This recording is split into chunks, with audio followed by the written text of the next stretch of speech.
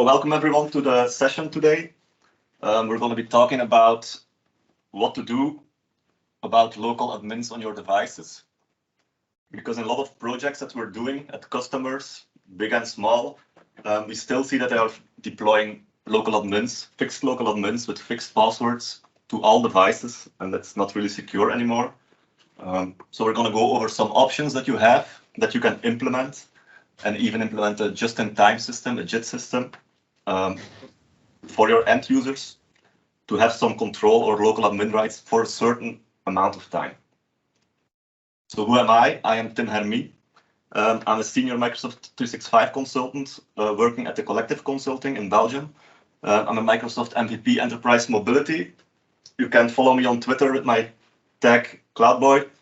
I blog a lot on cloudboy.com. Cloudboy.be is my old site, mostly on endpoint management, mostly on Intune even, and security. My hobbies are skateboarding, hiking, wall climbing, traveling, and my family, of course. Yeah, hello everyone. So this is my first session today. I'm a junior Microsoft 365 consultant. I'm working at the Collective Consulting now for like a year and a half.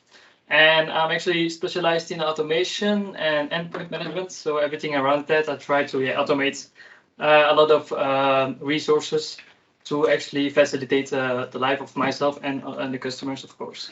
In my free time, I'm a musician. I like also sports, some gaming, of course, being with my friends and traveling. Right, so the first part is why? Why can't we allow end users to be local admin on their devices? And it's pretty easy. If we give our end users local administrator rights, they can do some things that we don't want them to do. They can run some programs that can contain viruses or illegal code. They can change computer settings, security settings. So we really don't want the end users to have local administrator rights on their devices. Also, if we are looking at the recommendations of the CIS, the Center for Internet Security, or the NIST, or whichever one you use, they put the importance of the issue from the 12th to the 5th place. So it's really an issue that we should tackle. And we see at a lot of clients that they are still deploying fixed local admins to devices. The main reasons why it's not secure, it keeps malware off computers. Like I said, if your end users have local administrator rights, they can run programs that can contain malware. They help maintaining protections in place. They cannot disable antivirus settings or certain policies that you are pushing to devices. It keeps your computers in compliance with policies. It closes the vulnerabilities, and of course, it reduces the attack vectors and helps defend against attackers. So how can a user become local administrator on a device? So there are different possibilities here. First one is, of course, when you're already joining a Windows device initially, or when you're on the device itself, the user who joins the device to Azure AD will become a local admin. This is not recommended, of course, and you want to avoid that. Another way of becoming a local administrator is through the autopilot profiles. You can set up the local admin option, where then the user will enroll the device and become a local administrator. Another option is everyone who is global admin will actually be a local administrator on all the devices in the organization. So basically, there will be a sync of a group where all the users global admin will be added to. The same is happening with the device administrator. This is actually an option in Intune in the Azure AD, under device settings, where you can actually add device administrators, which actually just will be eligible to a local administrator. The problem with this, of course, is there is no scoping, like I'm saying. Otherwise, you have all access to all devices in the organization, otherwise you have nothing. So it's one or the other. There is no in between where you can say, we're scoping to this device and only to this site, for example. Yeah, if you put users in your device administrator group, they are local admin on all devices in your tenant. So, all right. So how can we become local admin through the Intune site? There are different options also here. The first one is the custom URI, which is mostly used, which is a custom profile where you can push local administrator to the Azure AD user that you're added to this group. Another way is the endpoint security profile, which is in preview, but still a bit buggy, where I think tenants with more than 100 groups will sometimes lag a bit. So this is not the option that we're currently using to our clients. And the third one, of course, is manually edit through PowerShell CMD, or you have some solutions also in Intune, like proactive remediation or PowerShell scripts that you can push the device, and basically also manually go on the device and set the local administrator. So what are the solutions and the recommendations? The best practices for the local administrator is don't use the built-in features that Azure AD uses for adding the device administrators, of course, because the scoping is not available for this solution. Make sure your enrollment restrictions are also set correctly.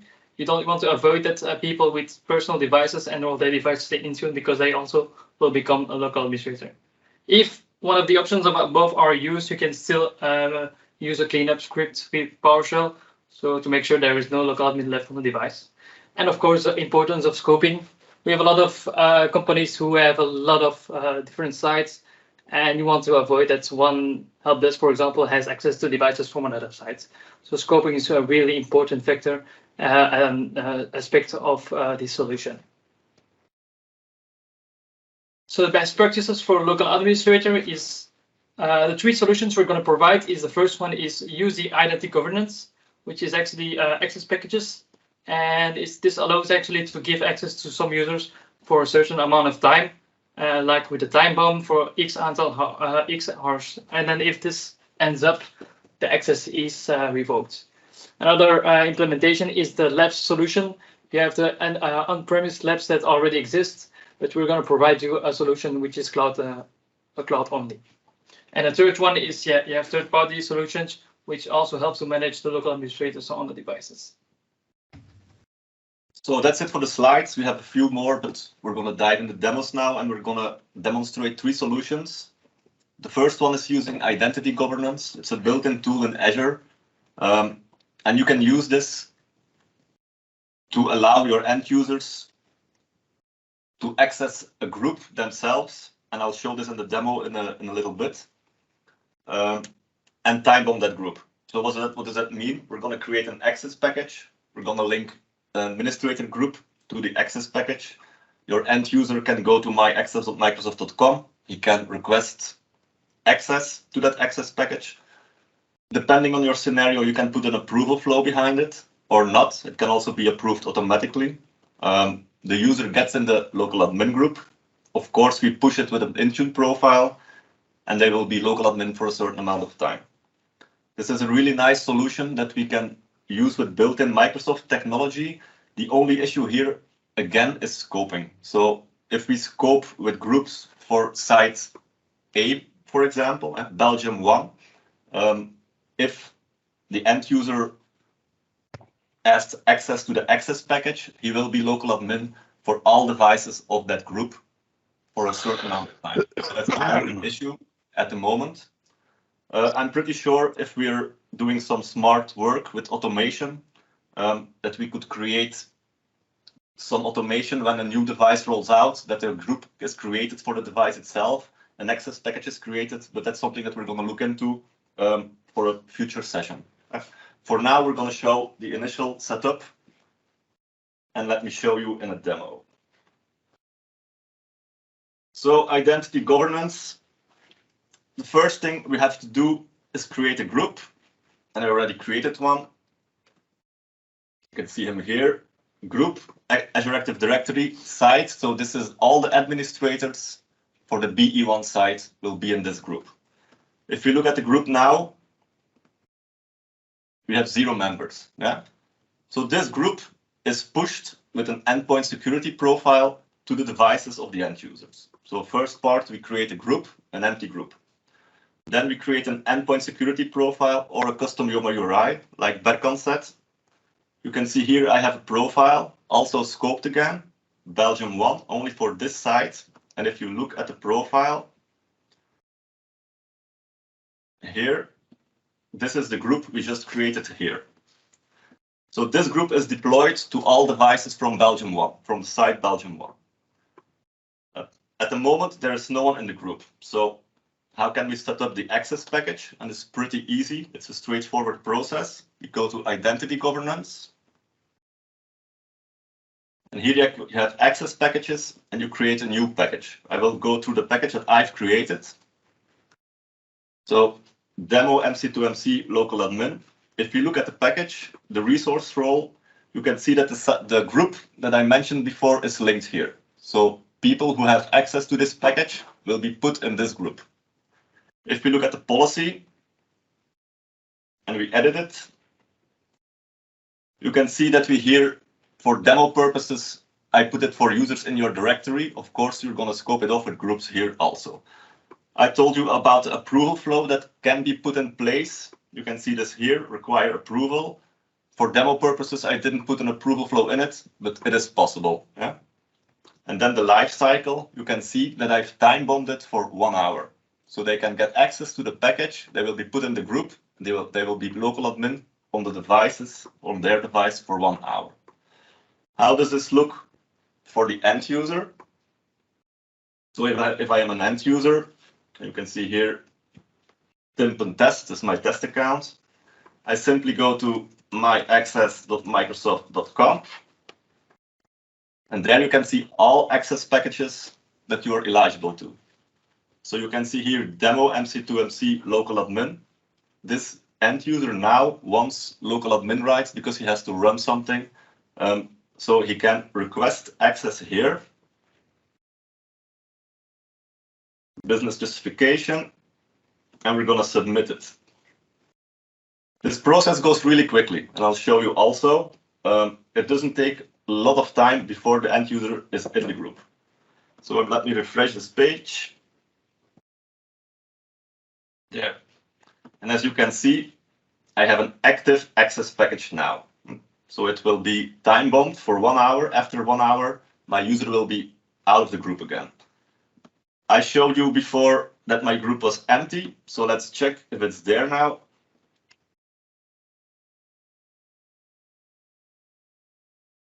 And we'll have to wait a little bit. Like I said, this goes pretty fast, but it can take a minute or a few minutes before it's here. There, my member is here. You can see the user is in the group. This group is pushed to his device. So now he has 1 hour of local administrators, right? Like I said before, it's a free solution from Microsoft that you can use if you have the correct licenses, of course. Don't forget that. The only issue here is scoping. So he will be local admin on all devices from Belgium 1. So that's not something that we may want or may not want. Like I said, I'm pretty sure if we are smart and we work with function apps or some automation, that when a new device rolls out, a group is created for that specific device and an access package is automatically created, that you can put up a system completely free, just working with Microsoft licenses. But that's something that Berkant and I will look into and maybe tweak our session for future purposes. You can take over. Yes.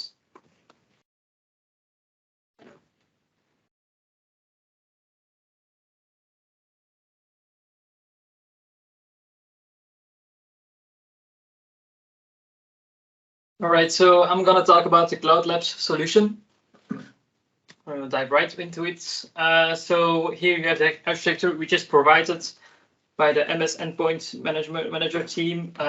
They have provided a solution which enables to replicate Cloud Labs lab solution, but with cloud resources. So how does this actually work is we actually start on the left bottom corner where you have the proactive remediation. This is a script that is basically a PowerShell script that you're going to run daily on each device that you want to assign this script. This client is actually going to retrieve some information from the device. You can see that information right here. It's you have like public keys, private keys, device name, etc. And we basically call at the end the function, which is above. It will communicate all this information to the function above. The function itself will make a validation check of all those entries. And this will happen because you actually have also managed identity in the background, which will have a device read all access and will compare the values that you give it right away. So if the validation fails, the request will be discarded. Otherwise, the request will be made to the key vaults. So how does this happen? There are two scenarios here. First one is if the device is the first time connecting, there is no local admin, no password, it will go to the key vault and make a new key. You have to actually first make a new key, make it send it to the key vault. The key vault will then give it back like everything went okay, and then the password will then on the client side, so on the Spark proxy for mediation script, there will be the modification of the password. If the key or if the password already exists, then there is an option where there is actually a password rotation, which means that basically this password will be changed every now and then, and that depends on what settings you set. I think it's by default on 3 days, but you can change that up. So every 3 days, the password of the local administrator will change, and this will also change, of course, in the key vaults. Now on the right side of the screen, you see the Cloud Labs portal. This is basically what the help desk, for example, will use to access those keys. Now, this is a backup solution. You never want to use this as a first option. This is actually a worst case scenario where you actually need this access. You'll give access to the user, and he will then access the portal where he will be looking for the device he needs, and there will be the password, which he then can use it. Now on the right side, you also have some logging if you want. So there's actually two things here.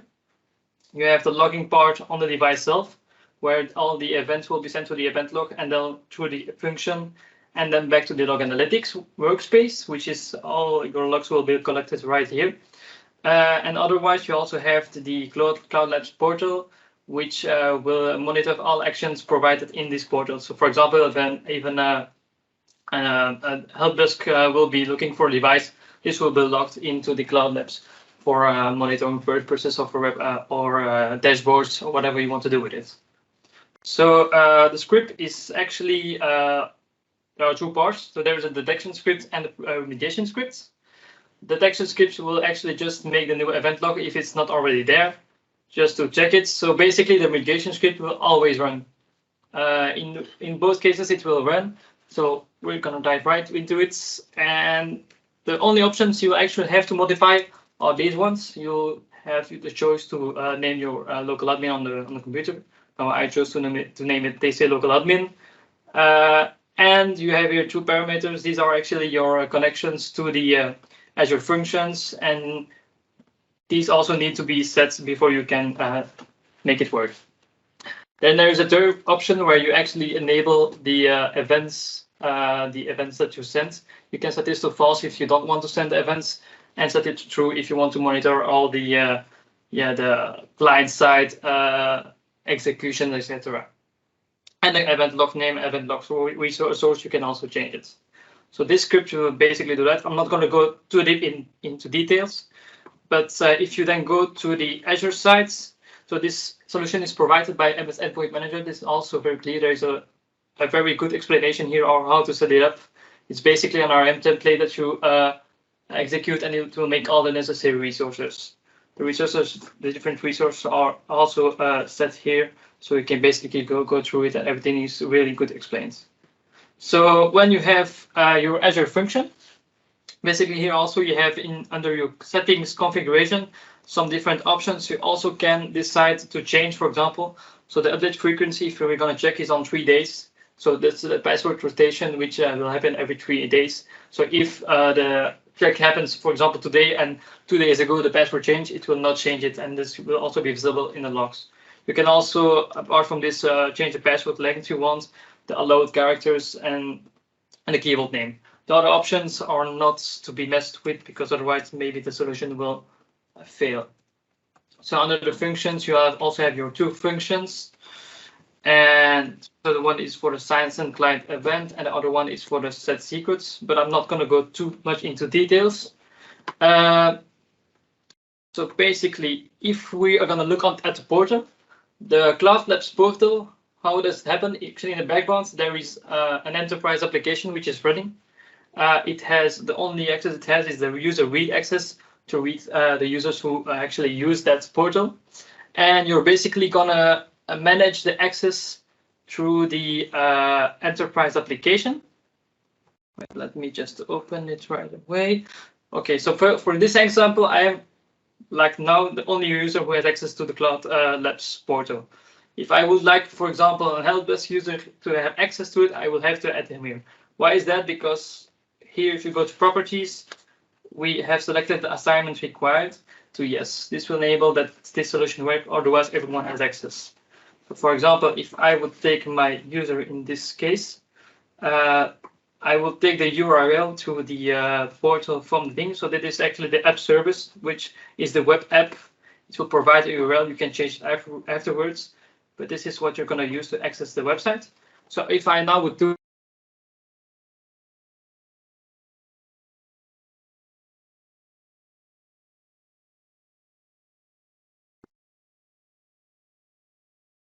it with an loading, of course, you see that I don't have access. That's because I'm not in a group currently. So what I would do as an administrator, I will go to my app enterprise application.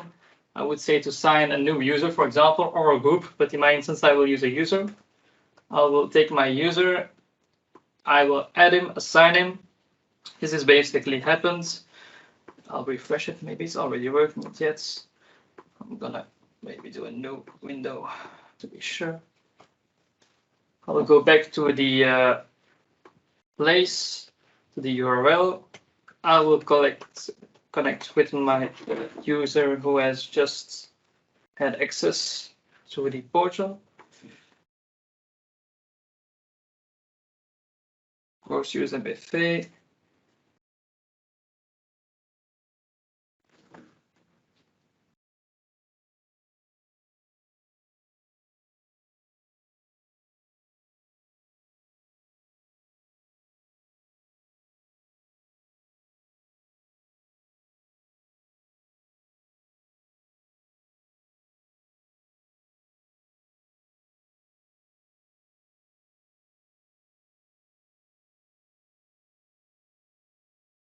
Je gaat opnieuw moeten sharen. This week ben aan share. Okay. Sorry for that. Something happened with the app. Can you hear us? Yeah, it's back okay. All right, perfect. So now I went to the portal. I have access. So this is actually the cloud portal they set up. So in the background, there's an app service. You have then on the top right, the possibility to search, for example, for apps for devices. So I will go right to that. And then if I, for example, would like the password of a certain device who already is running the script in the background, I will make a search. And this will provide me with the information I need. So in this instance, I chose to make it TC local admin, and it will give me a password. If I will now use this password in my device,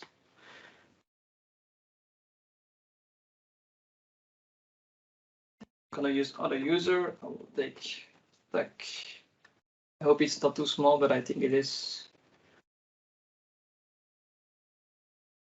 I will use a password. Yeah, I have to type it out because I couldn't copy paste for some reason.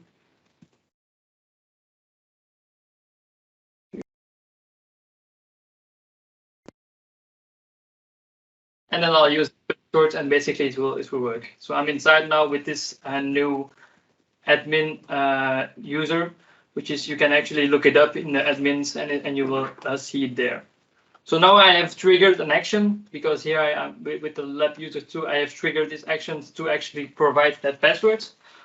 If I now go to the side of the log analytics workspace, then I'll go to general, and under general there's the log files.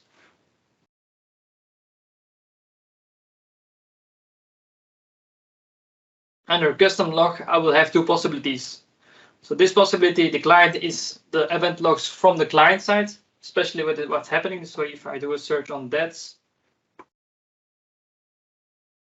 then I'll get from today, for example, that there is a password or session that's completed successfully because there was already 3 days passed, for example. And if I go to the Cloud Labs auditing, so that is actually the app service that's running to access those applications through the web app. I will see that, for example, today lab user True tries to get the information from this device. So this is a nice tool because a lot of organizations want to track down these activities, especially if it is local administrators. You want to be able to see what's happening on your environment. So this is basically a quick dive on how it actually works. It's really easy to set up, and it's you don't have to use it as a primary solution, always as a backup solution. That's really important. Wow. I'll hijack. Yes. All right.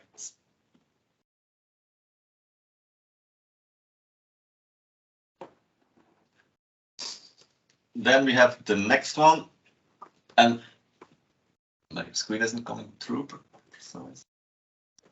on my side if I see something. I see your screen. Yeah, I see it. Okay. Yeah, there it is. All right. The third tool is a third-party tool. I'm pretty sure there will be more third-party tools, but I think this is the one, the most known, admin by request. It's a third-party tool that can integrate with Intune. If you have a small company under 25 users, it's totally free. Also for demo environments or your own environment. As long as you stay under the 25 licenses, you can use it for free. Above 25 licenses, it's a paid solution. There's an approval flow possible, but I'll be showing it all. There is rich reporting. You can do some branding. And most important, it's multi-platform. So you can use it for either Windows, macOS, Linux, or Windows servers. So that's really great. Let's just dive into it immediately. Let's go. Admin by request. Pretty easy. You can, if you want, you can request a free plan on the site, adminbyrequest.com. You can log in there or create an account. After a minute, you already have your password to log in and you can start playing with it. To set it up, it's really, really easy. And I'll show you what I've been doing to setting it up. If we go to settings, we have Windows settings, and I'll only be showing the Windows settings in this session, but you have settings for Mac, Linux, and server also.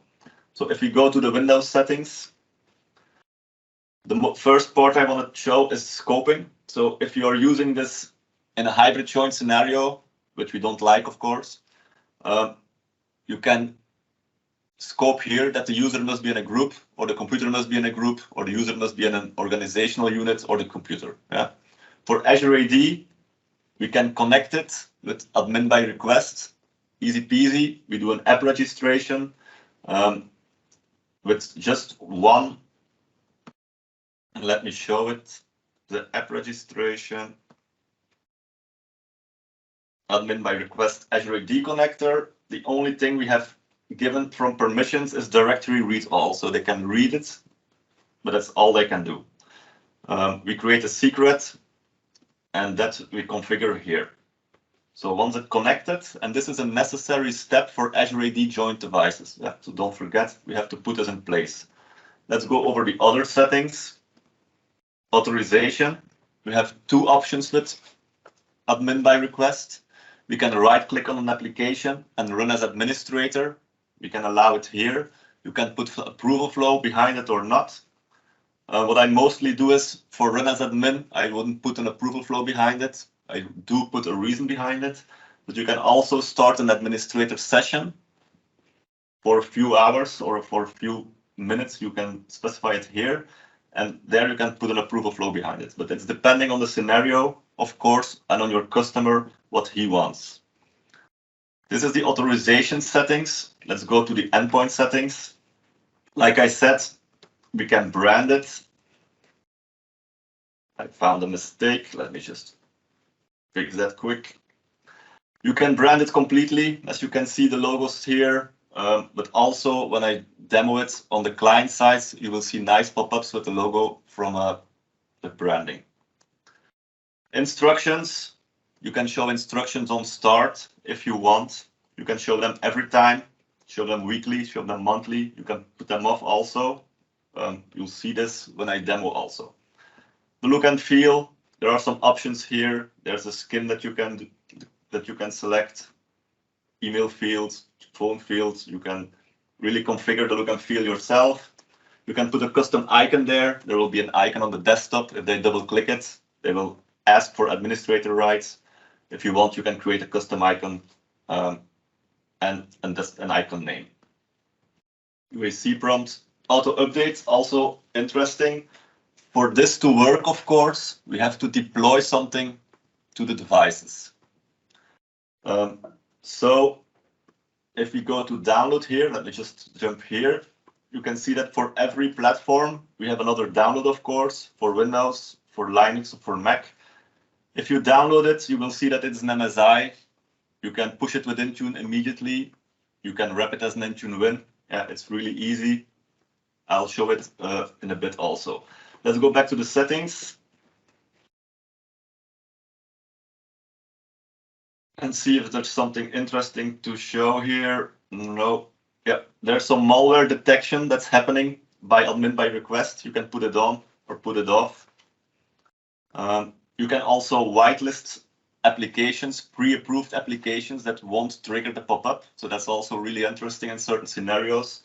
I'm especially thinking about companies that have certain technicians that need sometimes administrative rights to run certain tools to connect to the machines and stuff. So you can put those applications in here and they won't get prompted every time. But you have some logging and some auditing, of course. That's very important.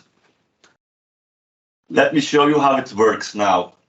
So like I said, you can, the first thing is setting it up here. You create the app registration, the connection with Azure AD. The second thing is downloading the MSI. After we've downloaded it, I've wrapped it as an Intune Win and I've uploaded it in Intune. So if we go to Intune of Microsoft Endpoint Manager, we'll go to all applications. You can see here admin by request workstation. I always wrap my applications, even my MSIs, as an Intune Win. I already gave some sessions about it, so I'm not going to go deep into this, but it's really easy. You wrap it, you upload it. The advantage of wrapping it is that your install command is automatically filled in, your uninstall command is automatically filled in, and your detection rule, if you choose MSI, is also automatically filled in. So it's really easy. You deploy it to your end devices, and it will be installed there. And the computers that have the application installed will be able to use admin by request, like that. If we go to the end user and his device, there. You can see here that we have the icon that you can customize. We have an icon here in the tray, request administrator access. So we have two different possibilities. Let's say I want to open computer management. For my demo, I'm going to choose run as administrator. Or let me first show you that I can do a lot.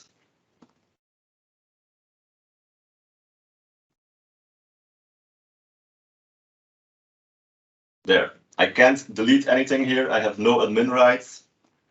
Let me try it again now. Oops.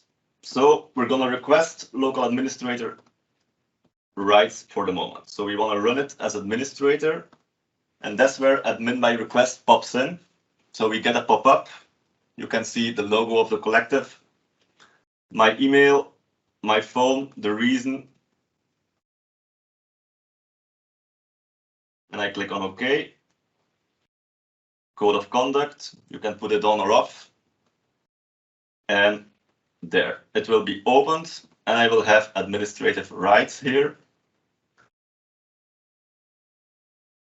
I can do whatever I want to do. Another thing, this is option 1. So we can elevate an application without approval flow. There will be some logging that will be showing in a bit, but we can also ask for a full administrative session. We can go here, request administrator access. I'll click OK. And like you have seen in my settings, there is an approval flow behind this. So that's an option that you can make together with your customer. Be wary if you put an approval flow behind it, that you have to follow it up and you have to approve it also, of course. If we go back to the dashboard here, we can go to requests.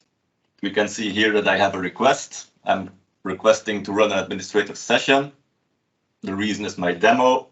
I click on approve as an administrator, and he will be able to do his session. Let me show you some other stuff before I go back to the device. So as you can see, there is some extensive logging here, audit log. I've opened computer management. You can see that, my account, what did I do? It is count, it was clean.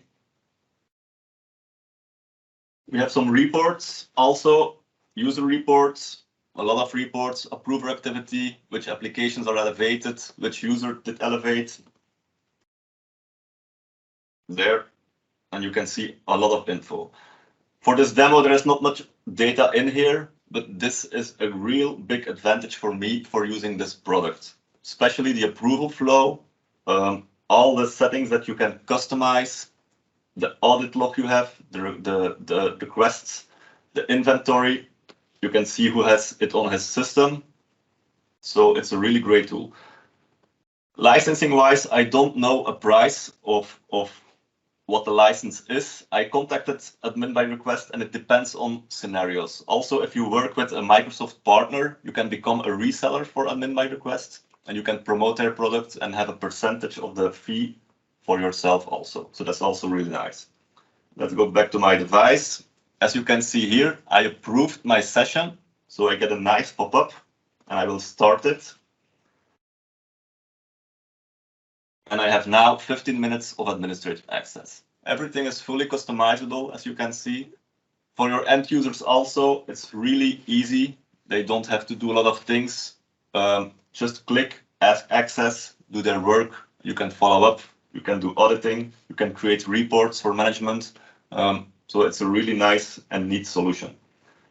Definitely under 25 licenses, it's free. So if you're a small business, implement it. Use a free license. If not, ask for a pricing or implement another system. Let's go back to the slides. So what's the conclusion of our session tonight? First of all, don't deploy local administrators to your devices. Don't deploy fixed local admins with fixed passwords to all devices. It's something that we're seeing a lot with a lot of organizations still. The attack factor on your device is really, really high. What my preference is always put a LAPS in place, local administrator password solution, or a Cloud LAPS. If you have Azure AD joint devices, we all have or want Azure AD joint devices, so you're going to put a Cloud LAPS system into place. This is always a backdoor. If something is broken, you can't log in, that you can log in with the local account. // you put the password in there, and you can restore whatever that you want. That's a good system, but it's not a just-in-time system. So if you have scenarios, like I said, for organizations where their end users need a certain amount of administrator rights, you have to look at the Microsoft solution that we've showed you. Keep in mind, scoping, they will have rights for a set of devices, but you can use it. It's also time bombs. Or implement a third-party tool like admin by request. Don't roll out with Autopilot Profile also to make end users administrate on their devices. So the big clue, don't push local admins. Use a tool, always use a lab system or a Cloud Lab system, and keep your devices secure. I think we all know in the security state that we are right now, that it's really important that we put the security of our devices high, and this is a nice solution to do it. Berkant and I are planning to further improve this session, so I hope there will be a part 2. I hope so. In 6 months. I hope you enjoyed it, guys. If there are any questions, I will follow up in the chat, or you can ask them directly.